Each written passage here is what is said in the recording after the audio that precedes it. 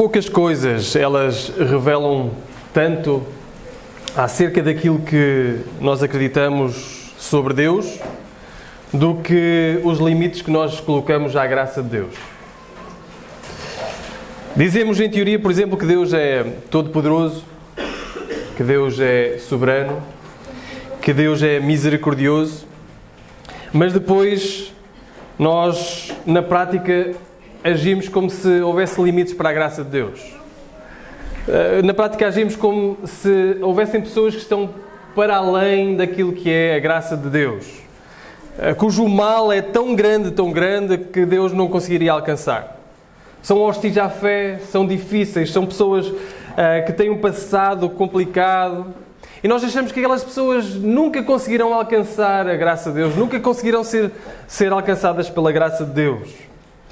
Talvez um exemplo historicamente confiável ou historicamente claro é o exemplo do autor do hino que nós acabámos de cantar, John Newton, que antes de ser pastor, antes de ser um escritor de hinos e escrever o hino que nós acabámos de cantar, era o capitão de navios de negreiros.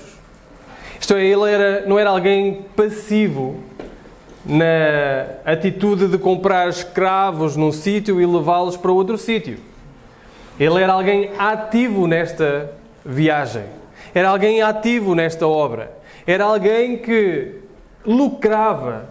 Era alguém que se descrevia a si mesmo como alguém irreverente, brutal e indiferente ao sofrimento alheio. Era alguém terrível. Ninguém diria, dentro da tripulação que ele comandava, ninguém diria que ele um dia seria um pastor, que ele um dia seria sequer alcançado pela graça de Deus. Mas foi precisamente esse homem que escreveu as palavras que nós acabámos de cantar. Sublime graça que alcançou um pobre como eu, que a mim perdido e cego achou, salvou e a vista deu.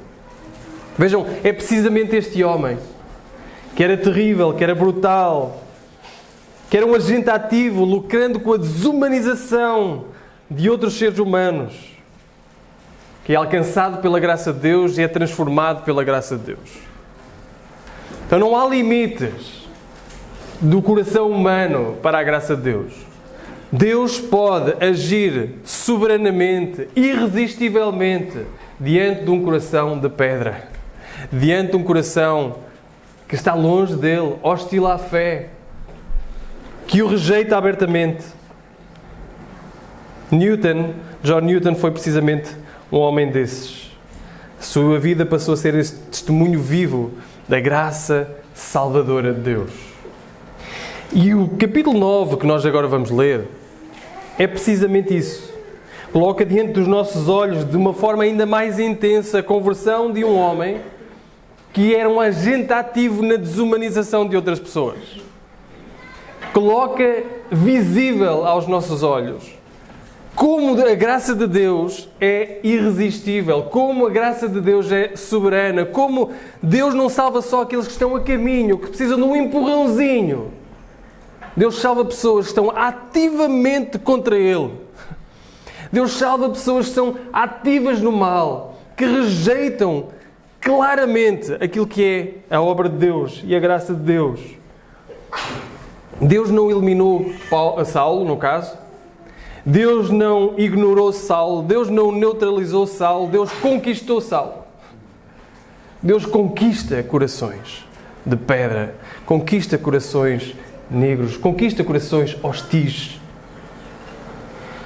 O sermão de hoje chama-se Cordeiro com pele de lobo. Que é precisamente isto que está aqui. É um cordeiro com pele de lobo. É um lobo ali. Mas que por detrás disso Deus consegue ver um cordeiro. Consegue arrancar-lhe aquela pele de lobo e apresentar um cordeiro que será de grande proveito para a obra missionária do Senhor. Então vamos ler. Vamos ler Atos, capítulo 9, versículos 1 até ao 31. Diz assim a palavra do Senhor, Atos 9, 1 a 31. Saulo, porém, Ainda respirando ameaças de morte contra os discípulos do Senhor, dirigiu-se ao sumo sacerdote e pediu-lhe cartas para as sinagogas de Damasco, a fim de que, caso encontrasse alguns do caminho, tanto homens como mulheres, os conduzisse presos a Jerusalém. Mas seguindo ele viagem e aproximando-se de Damasco, de repente uma luz resplandecente vinda do céu o cercou. E caindo por terra ouviu uma voz que lhe dizia: Saulo, Saulo, por que me persegues? E ele perguntou: Quem és tu, Senhor? O Senhor respondeu: Eu sou Jesus, a quem tu persegues. Mas levanta-te e entra na cidade, e lá te será dito o que precisas de fazer. Os homens que viajavam com ele, ouvindo a voz, caíram emudecidos, mas não viam ninguém. Saulo levantou-se do chão e, abrindo os olhos, não enxergava coisa alguma. Então, guiado pela mão, foi conduzido a Damasco e ficou 3 dias sem enxergar, sem comer, sem beber. Havia em Damasco certo discípulo chamado Ananias. O Senhor lhe disse numa visão: Ananias. Ele respondeu: Aqui estou, Senhor. O Senhor lhe ordenou: Levanta-te e vai à rua chamada direita e procura na casa de Judas um homem de Tarso chamado Saulo. Ele está orando agora. E viu numa visão um homem chamado Ananias entrar e impor-lhe as mãos para que recuperasse a vista. Ananias respondeu: Senhor, ouvi de muito já acerca desse homem. Quantos males tem feito aos teus santos em Jerusalém, e aqui está autorizado pelos principais sacerdotes para prender todos os que invocam o teu nome.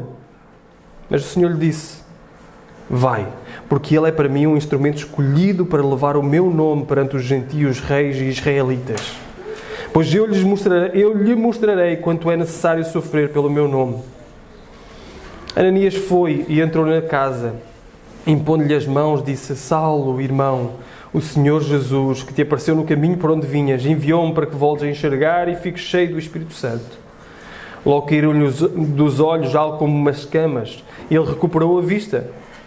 Então, levantando-se, foi batizado. E, tendo-se alimentado, fortaleceu-se. Saulo permaneceu alguns dias com os discípulos que estavam em Damasco. E logo passou a pregar Jesus nas sinagogas, dizendo ser ele o Filho de Deus. Todos os seus ouvintes admiravam-se e diziam: Não é este que em Jerusalém perseguia os que invocavam o seu nome? Ele não veio para cá a fim de levá-los presos aos principais sacerdotes? Saulo, porém, fortalecia-se cada vez mais, confundia os judeus que habitavam em Damasco, provando que Jesus era o Cristo. Depois de muito tempo, os judeus entre si decidiram matá-lo. Mas os seus planos chegaram ao conhecimento de Saulo, e como vigiavam as portas da cidade de dia e noite para tirar-lhe a vida, os discípulos, levando-o de noite, desceram-no pelo muro dentro de um cesto. Ao chegar a Jerusalém, Saulo procurou juntar-se aos discípulos, mas todos tinham medo dele e não acreditavam que ele fosse um discípulo. Então Barnabé, tomando-o consigo, o levou aos apóstolos e lhes contou como no caminho ele virou ao Senhor e que este lhe falara, e como em Damasco pregara corajosamente em nome de Jesus. Assim ele passou a andar com eles livremente em Jerusalém, pregando com coragem em nome do Senhor. Falava e debatia também com os judeus da cultura grega, mas eles procuravam matá-lo. Quando os irmãos souberam disso, levaram-no até Cesareia e o enviaram a Tarso. Assim a igreja desfrutava de paz em toda a Judeia, Galileia e Samaria, sendo edificada e vivendo no temor do Senhor, e crescia em número pela coragem vinda do Espírito Santo. Até aqui a palavra do Senhor. Vamos ter uma breve palavra de oração. Senhor, nós chegamos a Ti como quem chega totalmente vazio, carente da Tua palavra, Senhor. Ajuda-nos a entendê-la, ajuda-nos a aplicá-la aos nossos corações. Carecemos, Senhor, da Tua palavra. Carecemos do fogo da Tua palavra nas nossas vidas. Aquece-nos. Em nome de Jesus nós oramos. Amém. Este texto está dividido em 2 partes principais. Se vocês acompanharam mais ou menos, talvez até a Bíblia ajude, que tenham na mão. Talvez ela faça uma divisão até o versículo 19, em primeiro lugar, e depois do 20 até o 31. Porque em primeiro lugar nós temos o relato da conversão deste homem, Saulo de Tarso, e depois temos um relato da transformação de vida prática que aconteceu na vida deste Saulo. Então, em primeiro lugar, a conversão deste Saulo e depois a transformação deste homem. E vejam como Lucas nos começa a relatar a conversão deste homem. Vejam os primeiros 2 versículos. Quem era este Saulo? Já tínhamos encontrado Saulo quando as vestes de Estevão foram colocadas aos seus pés. Mas agora ele nos conta um pouco mais acerca deste Saulo.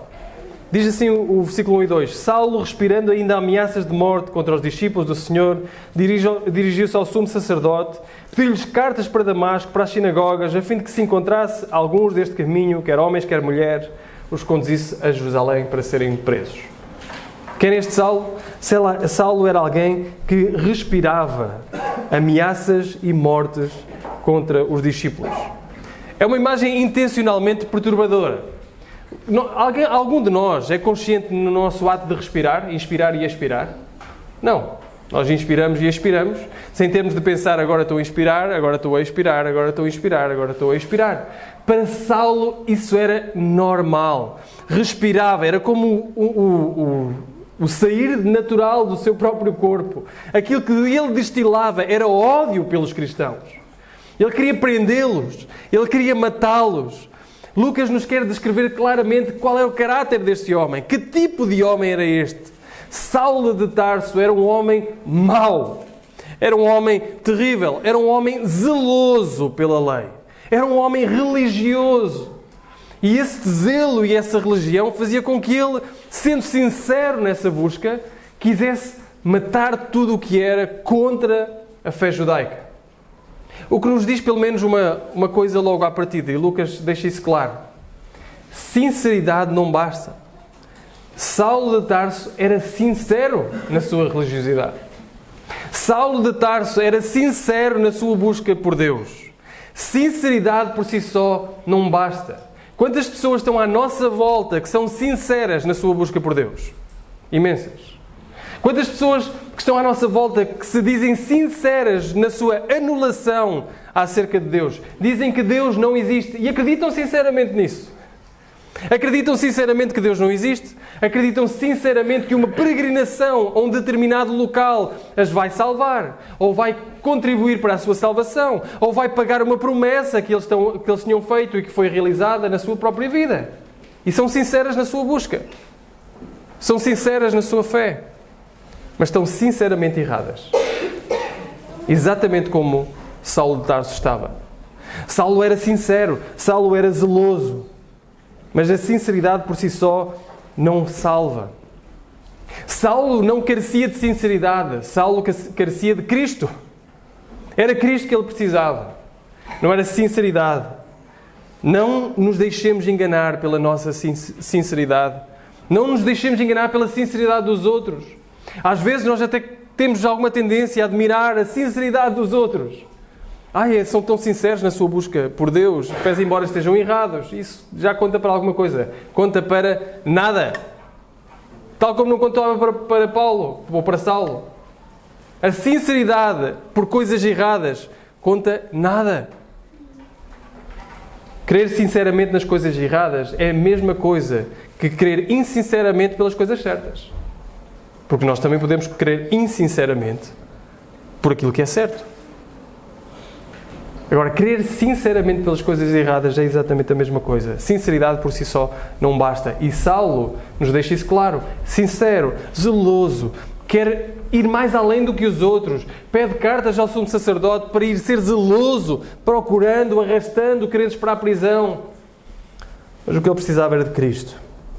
Então Saulo pede estas cartas, como nos diz o versículo 2. E o que nos dá um sinal de que o cristianismo estava a expandir e ele queria acabar o mais rápido possível com esta expansão do cristianismo. Então, a partir do versículo 3, nós vemos este encontro com Jesus. Diz, mas seguindo ele viagem, aproximando-se de Damasco, de repente uma luz resplandecente, vinda do céu, o cercou. É neste caminho por Damasco, então, que esta luz cerca Saulo. Não se trata de uma experiência mística subjetiva, mas algo objetivo. É um encontro com o Cristo ressuscitado. Cristo está a aparecer ali. O Deus que Saulo pensava defender decide então confrontá-lo pessoalmente. Esta luz, como diz o versículo, derruba Saulo, versículo 4, caindo por terra. Ouviu uma voz que dizia: Saulo, Saulo, por que me persegues? Esta repetição, Saulo, Saulo, é uma repetição na Escritura que identifica claramente, que foca, que afunila na própria pessoa. Já ouvimos isso noutros lados, não é? Samuel, Samuel. E aqui agora diz Saulo, Saulo, está a funilar para aquela mesma pessoa. Um chamado direto, um chamado pessoal. Mas o conteúdo da pergunta é mais confrontador ainda. Qual é a pergunta?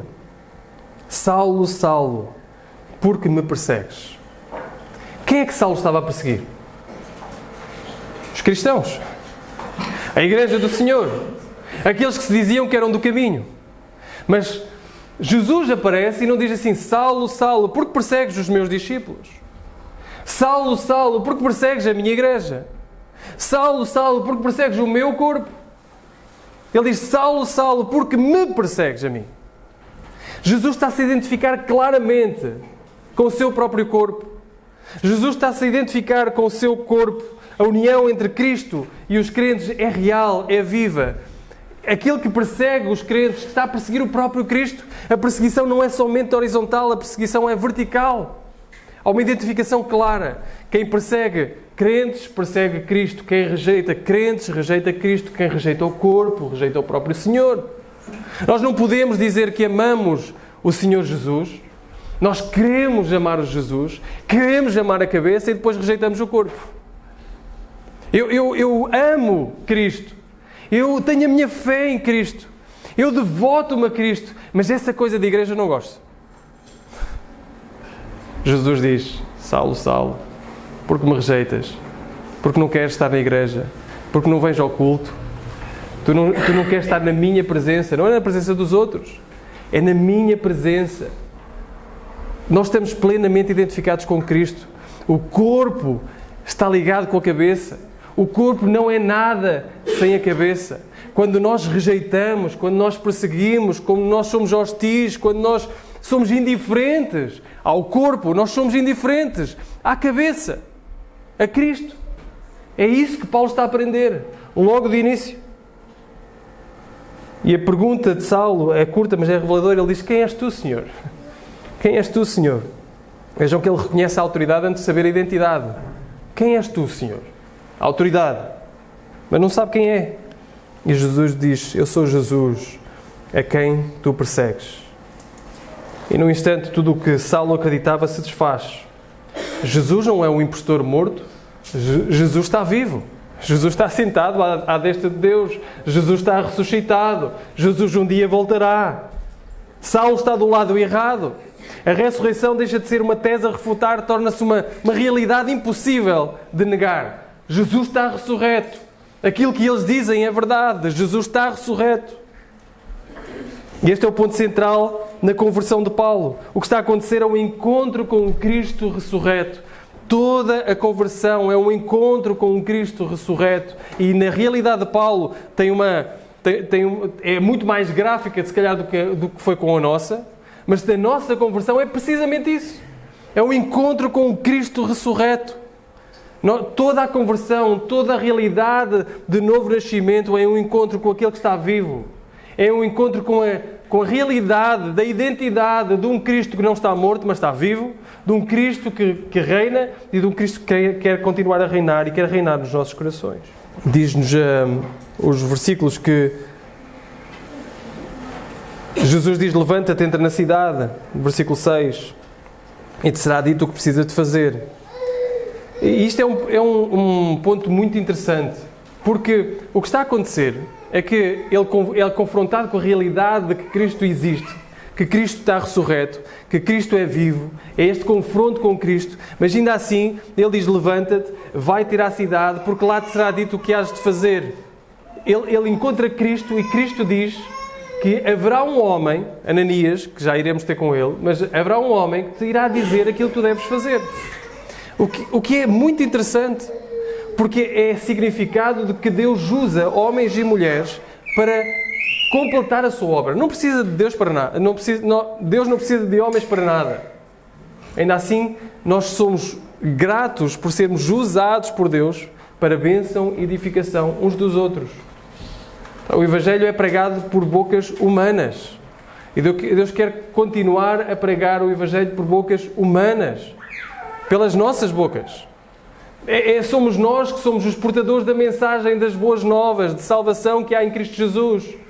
As experiências místicas simplesmente não são suficientes. Precisam de tradução e Deus usa homens e mulheres para fazerem essa mesma tradução. Para falar de Cristo. É isso que está a acontecer aqui. Vai, levanta-te. Entra na cidade, lá te será dito o que has de fazer. Então Saulo levanta-se do chão, versículo 8, abrindo os olhos não via nada, e esta cegueira agora física é uma realidade daquela que era a cegueira espiritual de Saulo. É sublime graça que alcançou um pobre como eu, que a mim perdido e cego achou. É isto que está a acontecer com Saulo. Saulo agora tem uma cegueira física é apenas a manifestação da sua própria cegueira espiritual até então. Ele era cego espiritualmente, pensava que via, era zeloso, controlador de todas as coisas, agora está prostrado no chão, agora está dependente dos outros porque lhe pegam na mão para levá-lo até à cidade, agora está cego e não consegue ver as coisas mais claras que estão à sua frente. E é isto que é a realidade de todos nós, cegos, pobres e nus, até que Cristo nos salva, até que Cristo nos tira, até que Cristo nos resgata. E ficou, diz o versículo 9, 3 dias sem ver nada, sem comer, sem beber. Então somos introduzidos a Ananias. Ananias, diz o versículo 10, que estava em Damasco, havia um homem, um certo discípulo chamado Ananias, e o Senhor lhe disse numa visão, Ananias, e ele respondeu, eis aqui, Senhor, ou aqui estou, Senhor. Responde como outros servos, como o próprio Samuel, eis-me aqui, Senhor. Aqui está ele pronto a ser usado pelo Senhor. E ele diz-lhe que ele deveria ir falar com Saulo.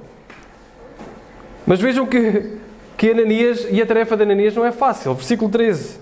Ananias respondeu, Senhor, ouvi de muitos acerca deste homem, quantos males têm feito aos teus santos em Jerusalém, e aqui está autorizado pelos principais sacerdotes para prender todos os que invocam o teu nome. Senhor, eu sei que ele veio abertamente para nos prender. Eu sei que ele veio para nos perseguir. E agora tu me dizes para eu ir falar com ele? É uma tarefa difícil. É uma tarefa desconfortável. É uma tarefa que poderia ser ameaçadora. Mas Deus responde. Versículo 15. Vai, porque ele é para mim um instrumento escolhido para levar o meu nome perante os gentios, reis e israelitas. Aqui está a graça do Senhor a trazer um homem pecador, um homem errante, um homem hostil à fé, um perseguidor, um homem de coração longe de Deus, mais longe de Deus, se calhar, do que qualquer outra pessoa que nós conheçamos, e o próprio Deus a dizer assim, vai, eu resgatei, porque eu tenho uma missão para Ele. Eu o escolhi, não foi Ele que me escolheu, não é da vontade da carne, não é da vontade do sangue, não é da vontade do homem, mas de Deus. Eu o tirei daquele lugar, eu o salvei, eu o encontrei no caminho onde ele ia errante, ele ia com outra vontade. Ele não ia para a sinagoga saber mais de Jesus, ele não ia falar com aqueles do caminho para saber acerca desse Jesus, porque estava interessado e havia uma vontade dentro dele que ele não sabia explicar. Não, ele ia abertamente para perseguir os cristãos. E Deus encontra-o no caminho, interrompe-lhe a missão e diz, tu és o meu escolhido, eu tenho uma missão específica para ti. Eu tenho uma missão específica para ti. É este Saulo, que depois, entretanto, vai tomar o nome de Paulo. Este Saulo, que vai dizer que nós não éramos pessoas que nascemos com uma tendência para Deus. É este Saulo, mais à frente vai ser chamado Paulo, vai dizer que nós éramos mortos. Ele vai dizer mesmo assim, nós estávamos. Ele vai se identificar e vai dizer, nós estávamos mortos. Éramos por natureza filhos da ira. Nós éramos escravos dos nossos desejos, das nossas paixões, das nossas concupiscências. Mas Deus, versículo 4, capítulo 2 de Efésios. Mas Deus, sendo riquíssimo em misericórdia, pelo seu muito amor com que nos amou, Ele nos tirou, Ele nos vivificou, Ele nos deu vida, estando nós mortos em nossos delitos e pecados. Ele sabe perfeitamente que um morto não busca. Ele sabe perfeitamente de sua própria experiência que um morto não quer nada com Deus, não tem vontade, não quer olhar, não tem a iniciativa. Ele sabe que a iniciativa é de Deus, que o resgatou, que o tirou, que o trouxe para a nova vida. E isso, irmãos, é de esperança para nós. É de esperança para nós, porque nós não temos que ficar à espera que uma pessoa seja boa o suficiente para chegar a Deus. É de esperança para nós, porque nós podemos orar com convicção que Ele tem poder para ressuscitar mortos. É de esperança para nós, porque Ele tem poder para ressuscitar mortos espirituais, pessoas errantes, pessoas que vão por caminhos que nós não aprovamos de todo, pessoas que são hoje hostis à fé e que nós oramos e dizemos assim: Senhor, Tu tens poder para o salvar. Tu não tens que ficar à espera que Ele tenha uma vontade súbita de sua própria natureza bondosa de te buscar. Tu podes interromper este caminho. Tu podes trazê-lo para ti. Tu tens esse mesmo poder. E veja o que Ananias diz quando chega lá, que é fantástico. O que é que Ananias diz? Versículo 17, Ananias entrou na casa, impondo-lhe as mãos, disse: Saulo, irmão. Irmão Saulo. Que palavra inesperada. Que palavra inesperada. O homem que vinha prender irmãos agora é chamado de irmão. Um homem que vinha perseguir. Um homem que vinha ativamente buscar e anular tudo aquilo que eram cristãos, agora é chamado de um cristão também, agora é chamado de irmão, agora é incluído no povo. Não existe, irmãos. E olhem que Saulo era um homem que irá ser tornado, e nós conhecemos a história, nós estamos a olhar para trás conhecendo já aquilo que se vai passar. Nós estamos a olhar para Saulo e vemos Saulo com grandes potencialidades. Um homem que vai escrever grande parte do Novo Testamento. O Senhor já sabia perfeitamente isso, mas Saulo ainda assim precisava de ser unido a um corpo.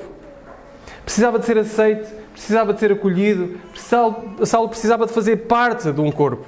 E por isso é que Ananias chega e a primeira coisa que lhe diz é: Irmão Saulo. Irmão Saulo. Quando Ananias então impõe as mãos, diz o versículo 18, que logo lhe caíram os olhos, algo como umas camas, ele recupera a vista, ele levantando-se, foi batizado e, tendo-se alimentado, fortaleceu-se. Aí está ele a ser unido à igreja. Esta transformação está a acontecer, em primeiro lugar dentro dele, e depois brotará dessa mesma transformação. Esta é a conversão de Saulo, que nos ensina que Deus não melhora religiosos, Deus ressuscita mortos. E Saulo era um morto espiritual. Saulo era um cadáver espiritual. Saulo era um zombi espiritual que andava daqui para ali só com vontade de matar, de trazer morte, de trazer dor, de trazer sofrimento. E o Senhor interrompe a sua missão para o salvar, para o resgatar, para o trazer para Ele, para lhe tirar a pele. Esta pele de lobo estava a cair, mas não saiu porque ele tinha capacidade de tirar a pele. Esta pele de lobo estava a cair porque o Senhor tinha essa capacidade. O Senhor tinha essa capacidade.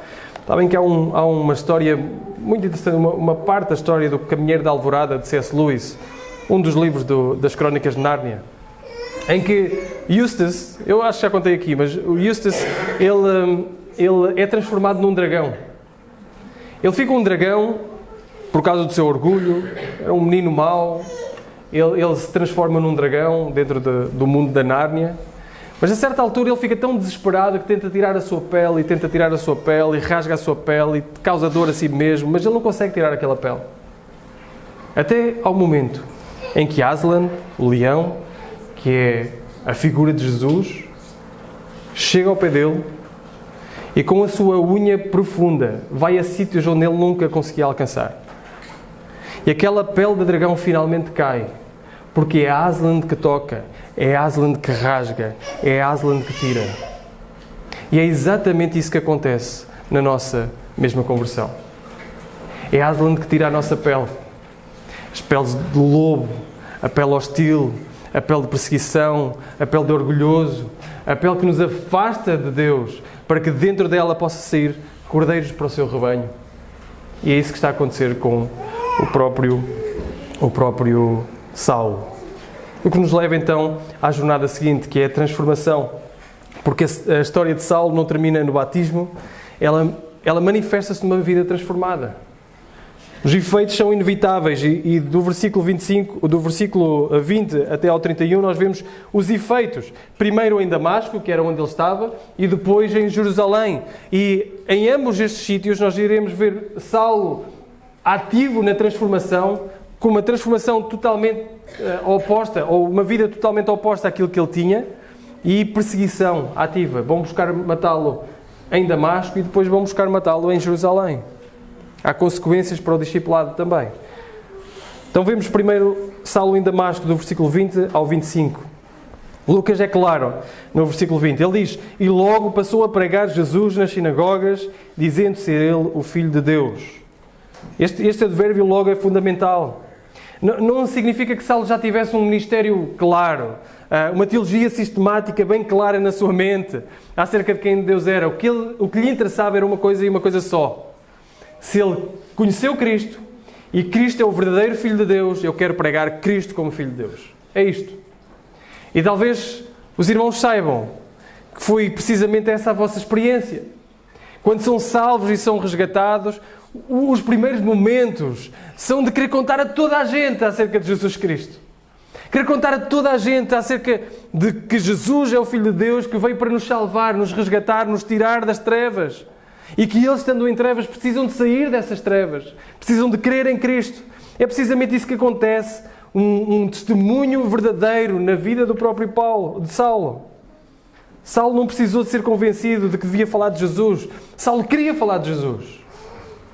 Queria falar de Jesus às pessoas. Como quem sai de um prédio em chamas e quer alertar os outros que ainda não se aperceberam que aquele prédio está em chamas, de que eles devem sair de lá.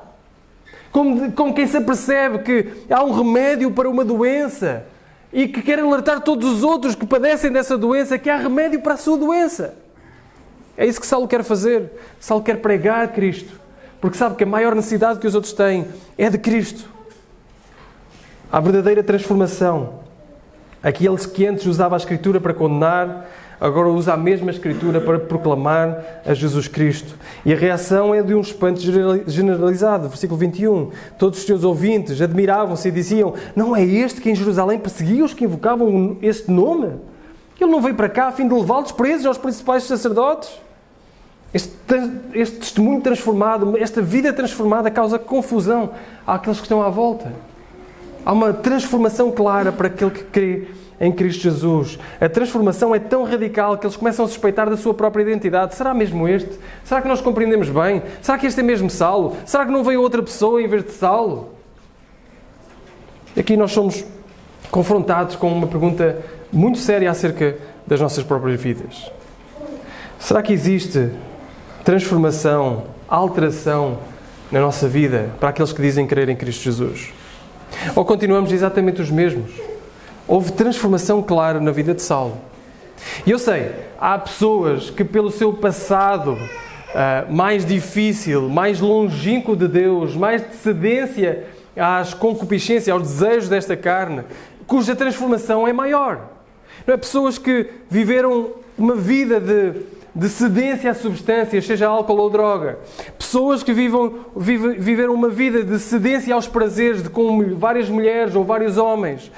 Pessoas que cederam a uma vida de desejos incontroláveis. Essas pessoas, quando encontram Cristo, vão encontrar, ou nós iremos ver uma mudança clara, inequívoca, surreal deste encontro com Cristo. Aquele que se deitava com outros corpos, agora vai encontrar o seu prazer no corpo de Cristo. Aquele que era controlado por outras substâncias, agora vai ser controlado pelo Espírito de Cristo. E estas mudanças maravilhosas vão acontecer e vão ser surreais. E nós vamos dizer, aquilo é uma conversão verdadeira. Mas não nos deixemos enganar, irmãos. Para aqueles que tiveram a bênção de não serem alvo, de não estarem debaixo desses desejos incontroláveis mais visíveis, também cresceram com outros desejos incontroláveis, talvez mais invisíveis, mas precisam de ser transformados. Talvez nós tenhamos crescido orgulhosos da nossa própria bondade. Crescemos orgulhosos, crescemos avarentos. Nós cultivamos uma certa impureza escondida, uma luxúria escondida. Mas quando a nossa vida encontra Cristo, aquele que era orgulhoso agora deve tornar-se humilde pela ação do Espírito Santo. Aquele que era avarento agora torna-se generoso pela ação do Espírito Santo. Aquele que vivia em luxúria escondida agora busca pureza pela ação do Espírito Santo. Então deve haver transformação na nossa vida. Vinhamos nós de passados mais difíceis, mais esburacados, ou passados menos esburacados, mais calmos, mas todos nós carecemos da ação do Espírito Santo e da mudança trazida pelo Espírito Santo. Se uma vida não apresenta mudança alguma, se permanecemos os mesmos orgulhosos de sempre, se permanecemos os mesmos avarentos de sempre, se permanecemos os mesmos luxuriosos de sempre, então nós devemos questionar se o Espírito Santo realmente entrou dentro da nossa vida. Devemos questionar, porque existe mudança. O Espírito Santo causa mudança. Causou no exemplo de Saulo, que era muito mais inequívoco, que era muito mais visível, mas causa sempre na nossa vida uma mudança, uma transformação. Lucas acrescenta no versículo 22 que Saulo se ia fortalecendo cada vez mais, confundia os judeus, e depois de muito tempo os judeus entre si decidiram matá-lo.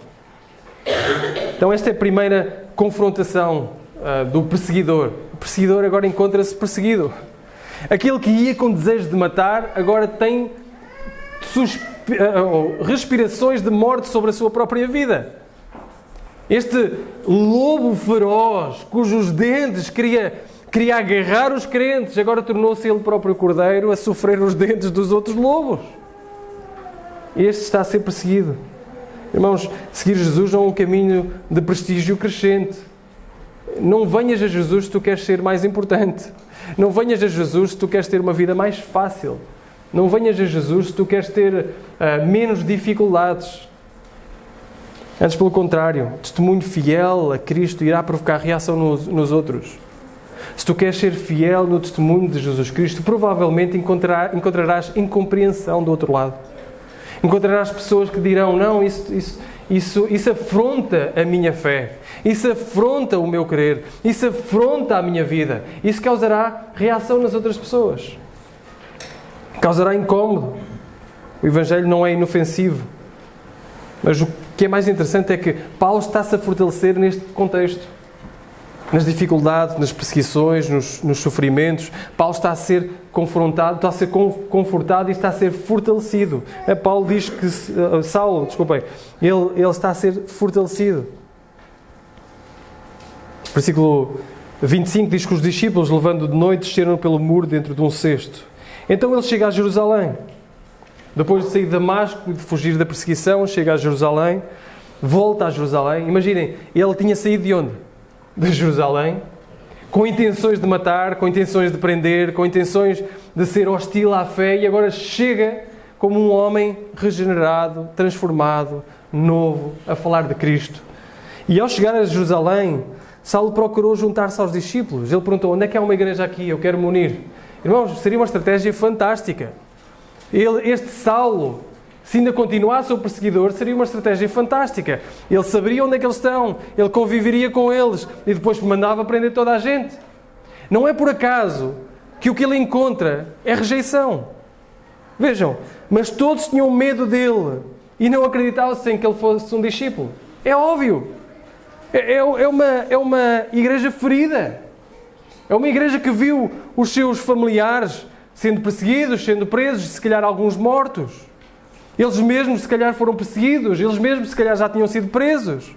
É natural que, quando Saulo chega, eles olham para este homem, que agora diz e chama-se irmão, e estão feridos, e estão desconfiados, e dizem, nós não queremos reunir-nos com ele. Parece um homem. Este homem não tem grandes discursos como Pedro e João, ou Estevão. Este homem não faz grandes milagres como Filipe fez ou Pedro e João já tinham feito. O que é que este homem faz? Barnabé, tomando-o consigo, levou-os aos apóstolos e lhes contou como no caminho ele vira ao Senhor, como este lhe falara, como ainda mais que pregara corajosamente em nome de Jesus. E assim ele passou a andar com eles livremente em Jerusalém, pregando com coragem em nome do Senhor. Este chega Barnabé. O que é que ele faz? Ele acredita em Paulo, ele conforta Paulo, ele anda com Saulo. Eu estou sempre a trocar Paulo por Saulo. Vocês percebem, é a mesma pessoa, mais à frente ele vai ter outro nome atribuído. Mas ele acredita em Saulo, ele chega-se ao pé dele, ele discipula, ele caminha com ele defende Saulo. Parece uma obra menor, mas não é.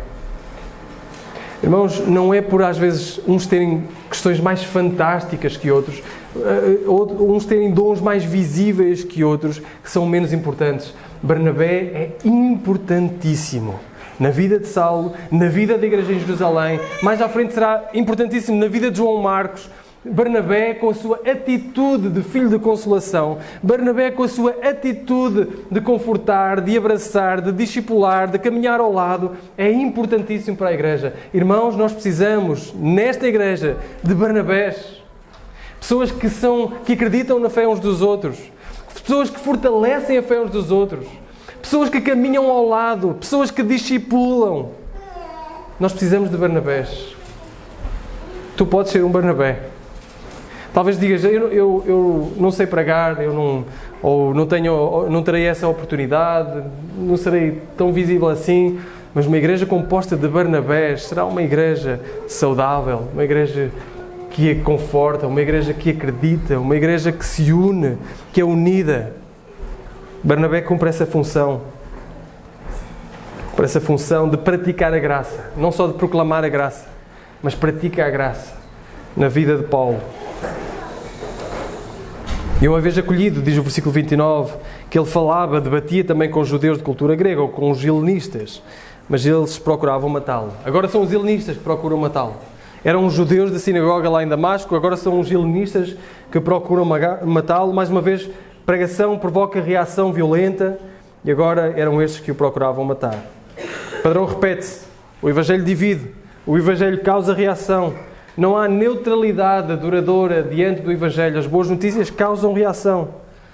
E Lucas encerra com o versículo 31, com uma declaração muito estranha. Diz assim a igreja desfrutava de paz. Foi isso que vimos até agora? Foi isto que nós vimos até agora? Paz. Nós vimos Saulo a respirar ameaças de prisão e de morte. Nós vimos Saulo a ser confrontado com o seu próprio pecado e depois ele mesmo a ser perseguido e a descer por um cesto lá em Damasco, porque os portões estavam fechados, ele não poderia sair pelos portões, havia perseguição ativa a Saulo. Logo a seguir ele vai para Jerusalém e agora são os helenistas que procuram matá-lo. E depois Lucas termina e diz assim, a igreja continuava em paz. Tanto na Judeia, na Samaria e na Galileia, sendo edificado e vivendo no temor do Senhor.